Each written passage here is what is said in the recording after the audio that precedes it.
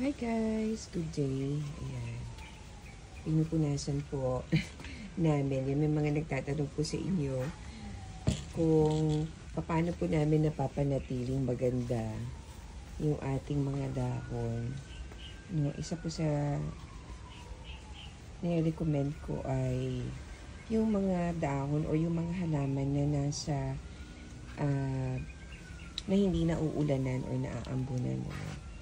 Especially dito po sa lugar namin na ang tubig ay deep well. So, ma-mineral po siya. So, namumuti po talaga yung dahon. So, bukod sa pamumuti ay pumapatong din ang alikabok. No? So, kailangan, yan, pinupunasan po namin kasi habang nakaharang po yung puti na mineral na galing sa tubig at yung alikabok, hindi po talaga lahat ng nutrients na nanggagaling sa sunlight hindi nakakapasok sa dahon, sa surface ng dahon natin. So, kaya, ayan, bukod sa maganda siya, tingnan, it also actually helps with the health ng ating dahon o ng ating halaman. Kasi nakakapasok talaga yung tamang nakakapasok lahat ng nutrients na nagagaling sa sunlight. For this case, yung indirect sunlight na nakukuha nitong ating mga halaman na hindi po diretsong hindi sila direct sunlight. So, ibig sabihin, hindi rin po sila nababasa ng ulan. Maganda po kasi kung nasa labas siya, no, yung nababasa ng tubig ulan, ayan, yun na yung nakakalinis mismo ng dahon. But these plants here, dahil nasa, ano siya, may bubong po ito. Ayan, so what we do is, ayan, once in a while, hindi naman siya everyday, no, so we, wipe it with just water. Actually, ngayon, dahil naubusan na kami ng tubig ulan, ang ginagamit po namin ay mineral water. Actually, absolute distilled water.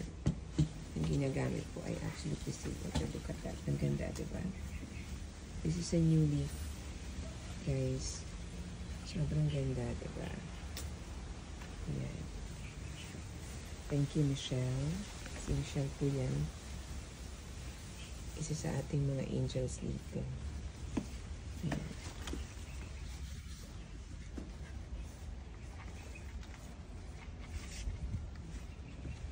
Thank you, Michelle.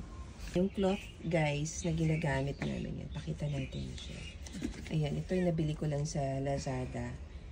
Ayan, yung pinakamalambot na cloth. No? Kailangan, guys, talagang malambot yung gagamitin nyo. At yung malinis, hindi siya pinangpuna sa kahit na saan. Huwag mo dyan i-ano.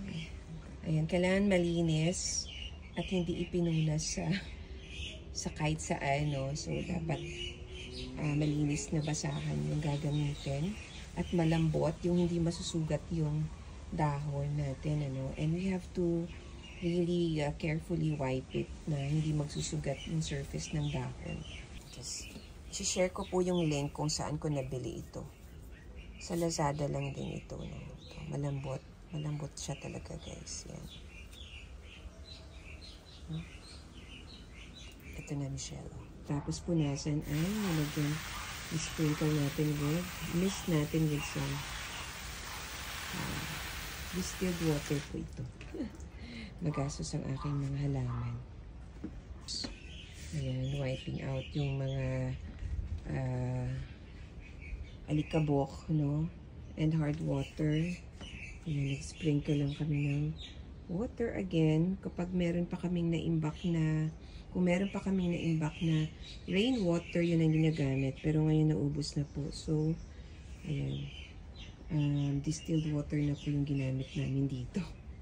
Konting tipid lang. No? Kasi medyo magastos. Ayan, guys. Our tip for the day. Guys, look at that. Ang ganda. Yung ating logosum. I have a new leaf here ulit. No? Thank you so much for watching. Dami ng leaves, no?